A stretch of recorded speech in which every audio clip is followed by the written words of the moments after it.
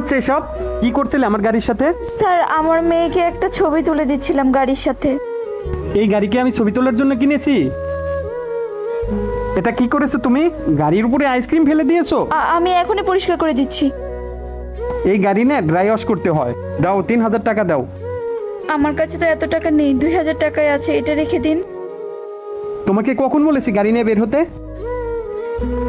আর এগুলো কি, গাড়ির উপর আইসক্রিম কেন? ও স্যার, হয়তো কোনো বাচ্চা আইসক্রিম ফেলে দিয়েছে। চলো, আপনার জব ফাইনাল, আপনি কালকে থেকে জয়েন করবেন।